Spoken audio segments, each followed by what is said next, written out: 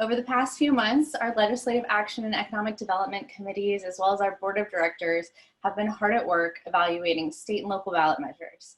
As you'll see in the voter guide that I just posted in the chat, the measures will opine on, or our guide opines on a wide variety of issues, showcases the Chamber's values across topics including innovation, equity, housing, and taxes.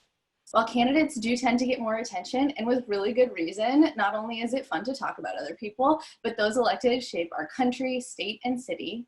But the ballot measures we vote on are just as important, and we hope that you use our guide as a tool to have more conversations about them and really dig into those issues. It can be confusing, but important. So I'm going to talk through a few of these measures, starting at the bottom of the page if you're following along in the guide. On the business regulation front, we oppose the creation of a new state privacy protection agency because recent privacy laws passed in California have not had enough time to take effect, but we support an initiative that will allow for innovation and keep app-based services viable in more rural communities such as San Luis Obispo. We oppose the rent control initiative because it would not be effective in creating affordable housing or addressing the underlying causes of homelessness that it purports to solve.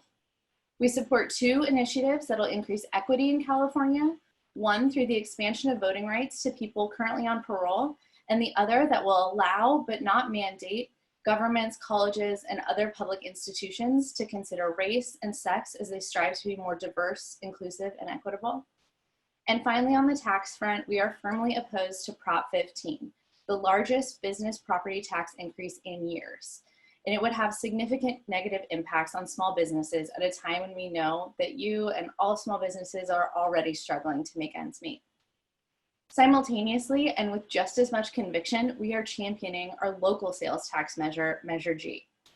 I'm not going to try and outdo Sandy Segerson, who did an amazing job explaining Measure G at last month's Good Morning SLO. I am confident but not delusional in my public speaking abilities, but I do want to address one of the questions that I've heard come up. And that is that Measure G is a great idea, but now may not be the right time. I completely understand that impulse, the instinct to freeze in a crisis, but it is the wrong instinct to follow. The economic and public health crisis we find ourselves in is not a reason to pause, but all the more reason to lean in, to invest in our community, and to make sure that we have every single one of the tools we need to emerge more quickly and in better shape as a community.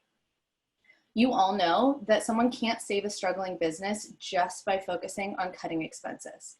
And while the Chamber is keeping a very close eye on the city budget and making sure that expenses are not out of hand, I promise you would hear it from us here first, we are also leading the charge on this new revenue stream that is essential to our economic recovery, to retaining local businesses, and to doing the things that make slow, slow.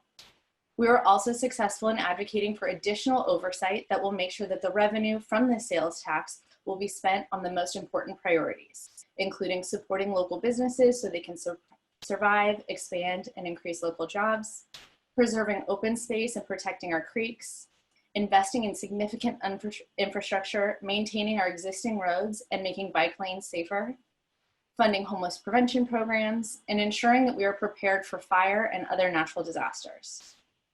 The remarkable quality of life in SLO is not a fluke. It's a product of everyone here and a product of the people that cared for this place before us. Their strength, compassion, and resilience created the place we call home, and it requires continuous investment. It is not on autopilot. We are proud to be part of a group of leaders that truly do represent a broad range of political perspectives who also support Measure G, because they know that this is not just another tax.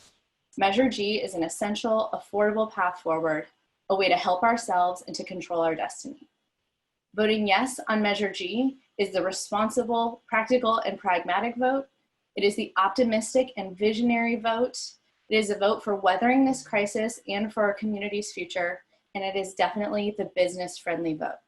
Thanks so much.